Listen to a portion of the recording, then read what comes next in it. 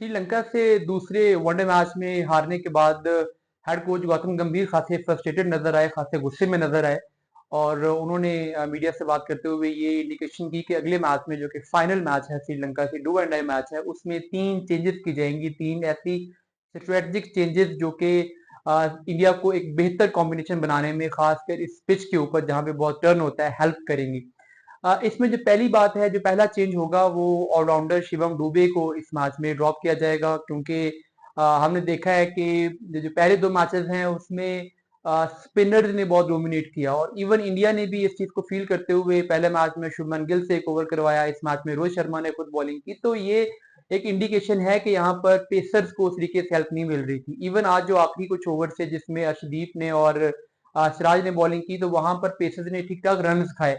तो अगर वहां पे एक एडिशनल स्पिन बॉलिंग ऑप्शन होता तो शायद श्रीलंका 20-30 रन कम स्कोर करता आज के मैच में भी और पिछले मैच में भी, क्योंकि जिस तरीके से इंडिया के लोअर ऑर्डर को बैटिंग करने में मुश्किल पेश आई, श्रीलंका के लोअर ऑर्डर को मुश्किल पेश नहीं आई, क्योंकि स्पिन बॉलिंग ऑप्शन कम थे और आखिरी ओवर में पेसर से बॉलिंग करवानी पड़ी। तो अब इस मैच में जो अगला मैच आ रहा है उसमें शिवाम दुबे को बाहर बैठाया जाएगा और उनकी जगह पर एक स्पिन बॉलिंग ऑलराउंडर को खिलाया जाएगा, जो कि ऑफ कोर्स रियान परग होंगे, क्योंकि वो जो उनका बॉलिंग स्टाइल है वो इन पिचेस के लिए बड़ा सूट करता है। और हमने देखा था कि टी20 सीरीज में भी आके उन्होंने श्रीलंका के बैट्समैन को बहुत तंग किया था, उनके बैटर्स के लिए ठीक ठाक उन्होंने ट्रबल प्रोड्यूस की थी, क्योंकि एक तो एंगल उनका इस तरीके से है जो कि बाकी इंडिया के जितने भी स्पिनर्स हैं वो प्रोवाइड नहीं करते, फिर उनकी बॉल नीचे रहती है, और इस पिच पर जो वो बॉलर की बॉल नीचे रह रही थी वो बैट्समैन के लिए खेलना बड़ा मुश्किल हो रहा था। तो उस लिहाज से बहरहाल ये एक अच्छा स्ट्रेटजी डिसीजन होगा कि शिवम बाहर बैठेंगे और रियान परग इस मैच में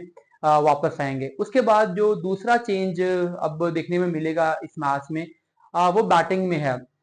देखिए अभी तक क्या हुआ है कि हमने जैसे श्रेयास अय्यर की बात करते हैं तो वो बहुत अच्छे बैट्समैन हैं, बट उनके बारे में एक जुमला बोला जाता है कि ये वीक बॉलिंग के बहुत अच्छे बैट्समैन हैं, बट क्वालिटी बॉलिंग के खिलाफ वो हमेशा स्ट्रगल करते नजर आते हैं। पिच के ऊपर शॉर्ट बॉल अगर पिच में बाउंस है तो फास्ट बॉलर की शॉर्ट बॉल उन्हें बहुत डिस्टर्ब करती है। टर्न हो तो वो स्पिनर्स को उस तरीके से खेल नहीं पाते। फ्लैट पिच हो, एवरेज बॉलर हूं तो फिर वो जितनी पैंटी लगाते हैं उतनी कोई नहीं लगाता। तो उसकी बजाय अगर ऋषभ पंत खेल रहे हो तो वो हमेशा क्वालिटी बॉलिंग के, टफ विकेट्स के बड़े अच्छे बैट्समैन है। शायद फ्लैट पिचेस पे वो इतना अच्छा परफॉर्म ना करें, बट जब भी कोई टफ पिच आती है, कोई चैलेंजिंग सिचुएशन आती है, तो उसमें हमेशा वो स्टैंड आउट करते हैं। तो इस मैच में अब ऋषभ पंत को खिलाया जाएगा और अब जो श्रेयस अय्यर हैं वो इसमें बाहर बैठेंगे। और इससे एक फायदा क्या होगा कि इंडिया को जो अपना लेफ्ट राइट कॉम्बिनेशन प्रोड्यूस करने के लिए कभी अक्षर पटेल को ऊपर भेजना पड़ता है, कभी वाशिंगटन सुंदर को ऊपर भेजना पड़ता है, क्योंकि लेफ्टी बैट्समैन ऊपर है नहीं। तो वो भी एक मसला हल हो जाएगा, क्योंकि ऊपर से जो टॉप 3 हैं वो तीनों राइट हैंडर्स हैं। तो एटलीस्ट नंबर 4 पे तो एक लेफ्ट हैंडर बैट्समैन आए जो कि उस एंगल को, उस जो लेफ्ट आर्म स्पिनर और राइट आर्म स्पिनर का जो कॉम्बो बॉलिंग कर रहा होता है उसको डिस्टर्ब कर सकें। तो उसके लिए ये ऋषभ पंत को खिलाने की जो मूव है ये बड़ी स्ट्रेटजिकली इफेक्टिव साबित होगी और इससे भी इंडिया को एडवांटेज मिलेगा। पहले भी शायद अगर उनको खिलाया जाता तो इन 2 मैचेस में भी वो मिडिल ऑर्डर में ठीक ठाक डिफरेंस क्रिएट कर सकते थे। जो तीसरा और सबसे आखिरी चेंज होगा इस मैच में वो फास्ट बॉलिंग में होगा। हमने देखा है कि दोनों मैचेस में सिराज ने तो नई गेंद से आउट किए हैं। डेथ ओवर्स में अलबत्ता सिराज उतने इफेक्टिव साबित नहीं हो सके, लेकिन जो अर्शदीप हैं वो जो टी20 क्रिकेट में जो बॉलिंग स्पेल प्रोड्यूस कर पा रहे थे, वनडे में भी वो उससे बहुत दूर हैं, और नजर आता है कि वनडे एक्सपर्टीज उनके पास नहीं है। 10 ओवर की गेम कुछ और है, 4 ओवर की गेम कुछ और है। 4 ओवर में बड़ी अच्छी बॉलिंग करते हैं, 10 ओवर में आके उनके अंदर वो एक्स फैक्टर वो मौजूद उनका खत्म हो जाता है।